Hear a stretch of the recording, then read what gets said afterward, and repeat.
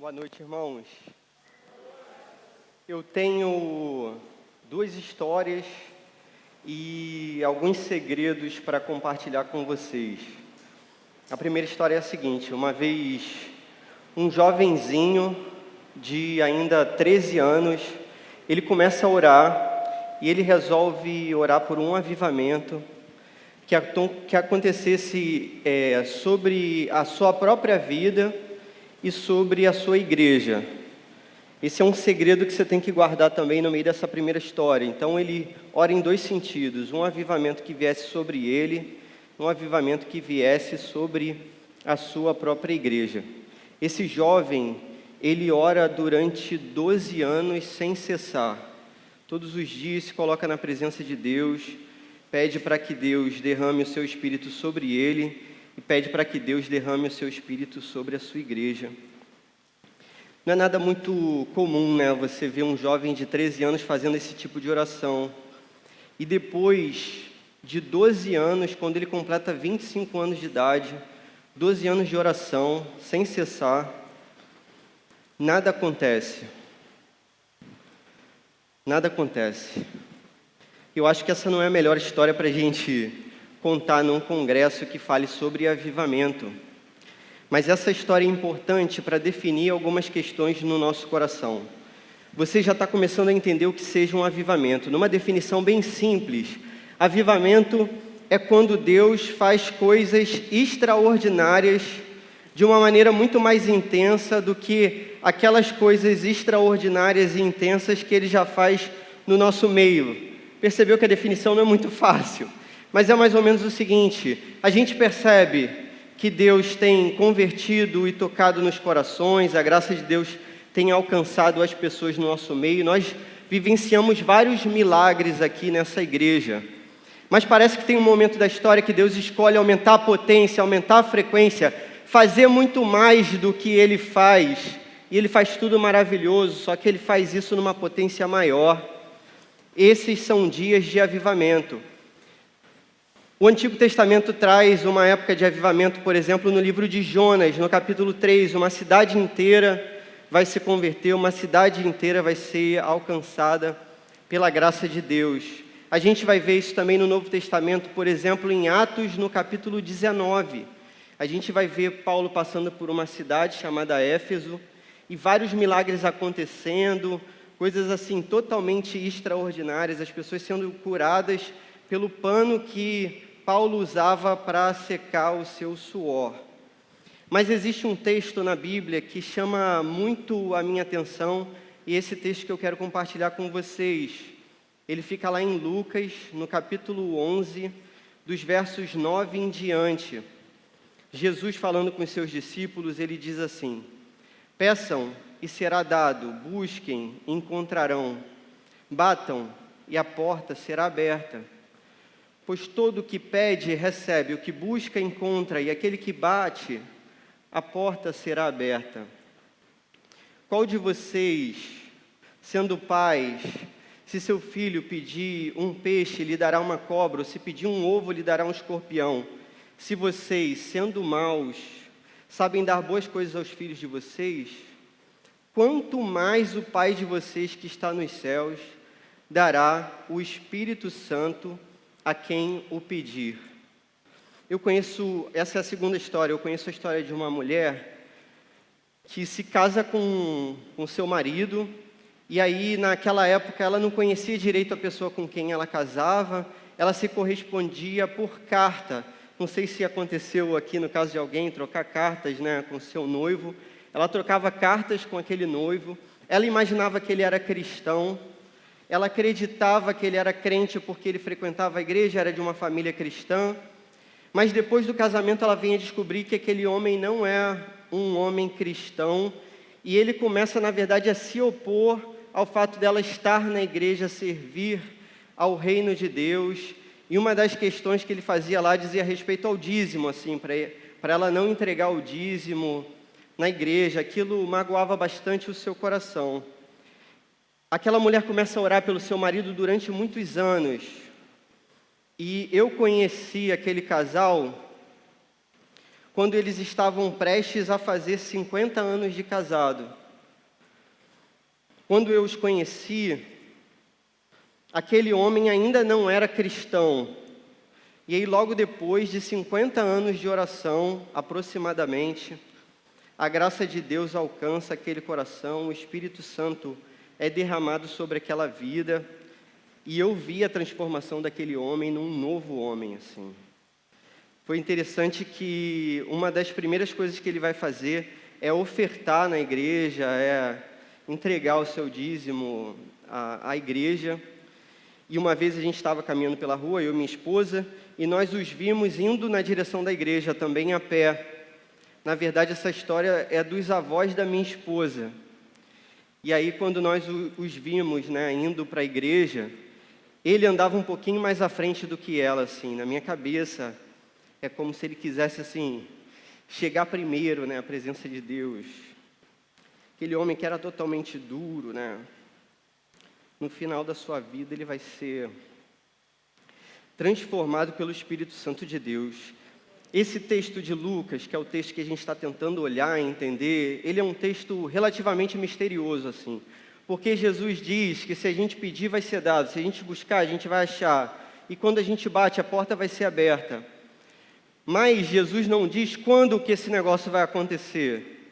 Então, às vezes demora um pouco para a gente, né? Mas não é demorado assim para o coração de Deus. A gente está aqui numa conferência que fale sobre avivamento. E eu queria que você arrumasse algumas questões no seu coração, como eu tive que arrumar essas questões no meu coração em algum momento da minha vida. E esses são mais alguns segredos que eu quero compartilhar com vocês. Você deve estar percebendo que a gente já falou sobre esse tema de avivamento algumas vezes. Eu mesmo ministrei um módulo no final de semana de treinamento, assim, né, falando sobre avivamento. E você pode se perguntar, poxa, por que esse tema de novo aparece mais uma vez assim para a gente? Será que o pessoal que bola os temas aqui na igreja não é um pessoal muito criativo? Respondendo por mim, assim, eu sou bastante criativo, tudo bem? Você vai perceber isso pelo nome que eu dei para os meus filhos. Por exemplo, o meu discipulador está aqui. Como é que é o nome do seu filho? Isaac, é o mesmo do meu? Não, beleza, eu não sou criativo, tudo bem? Mas a galera que trabalha aqui, poxa, eu vejo o seu empenho e vejo que eles são criativos. A questão não é uma questão de criatividade. E eu ainda vou reforçar, piorando ainda mais a história. Tudo bem? Então, se a gente pensar assim, poxa, a gente está numa conferência falando sobre avivamento. Será que essa conferência vai produzir um avivamento? A minha resposta é não. Não, essa conferência não pode produzir um avivamento. Então, antes que você se levante, né, pensando na falta de criatividade das pessoas da igreja, e nessa conferência que não vai produzir um avivamento, apaga a luz, acabou a conferência, pessoal, vamos para casa. Não, espera só mais um segundinho que eu vou tentar te explicar. Esse é um tema que a gente precisa, na verdade, recorrer a ele frequentemente. A gente está tentando fazer justamente o que Jesus ensinou sobre oração e Espírito Santo, no capítulo 11 do Evangelho de Lucas. A gente está pedindo para que seja dado, a gente está buscando até encontrar, a gente está batendo e continua batendo, e a gente vai perseverar batendo nessa porta até que a porta seja aberta. Só quem pode produzir um avivamento é o nosso Deus. A nossa situação diante desse Deus é uma situação de humildade e até de humilhação. Quando você olha para a vida daquele primeiro jovem, da primeira história que eu contei para você, quando você olha para a vida dele, uma pessoa que ora por 12 anos e nada acontece, e você me pergunta assim, Clóvis, você acha que a gente deve orar por algo e de repente durante 12 anos buscar um avivamento como aquele jovem e nada acontecer, você acha que a gente deve agir assim? Eu diria que sim e que não. Primeiro, assim, a gente precisa orar para que um avivamento aconteça no nosso meio, para que essa chuva se intensifique, né? como na metáfora que foi usada agora há pouco. Mas o não diz respeito ao nada que tenha acontecido. Não é assim. Quando aquele jovem que se chamava Evan Roberts, ele começa a orar por um avivamento, e ele se coloca nessa posição, batendo na porta durante 12 anos, batendo na porta de Deus, como diz a música do Bob Dylan, batendo para ver se a porta se abre. Ele se coloca em humilhação, ele se aproxima de Deus, ele se coloca na presença de Deus, ele se humilha, como no texto de 2 Crônicas, capítulo 7, verso 14, em que Deus diz assim: se o meu povo, que se chama pelo meu nome, se humilhar e orar, dos céus eu ouvirei. Essa é a nossa posição, irmãos, nesse congresso, essa é a nossa posição nessa noite. A nossa posição é manter a posição. A nossa posição é continuar batendo. A nossa posição é em humilhação.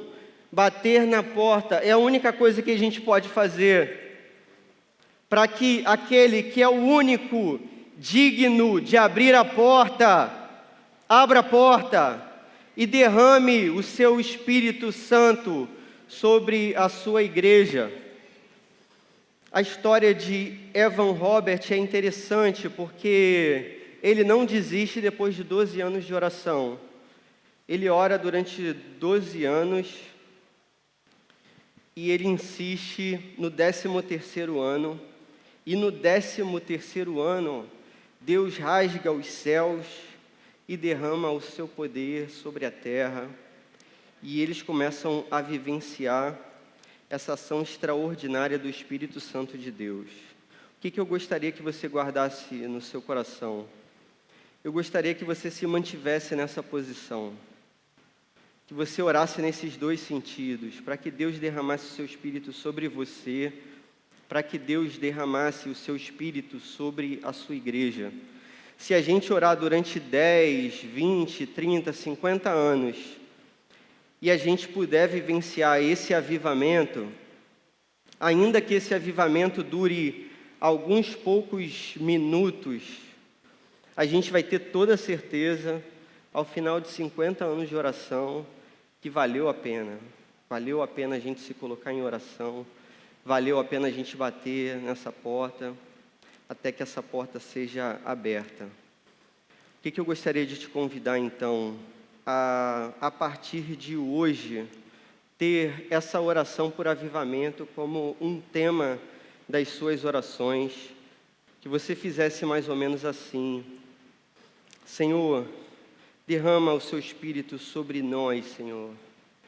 Derrama, Senhor, o seu Espírito sobre a sua igreja, Senhor. Faz aquilo que só o Senhor pode fazer. Não somos dignos de nada que venha da tua parte, Senhor.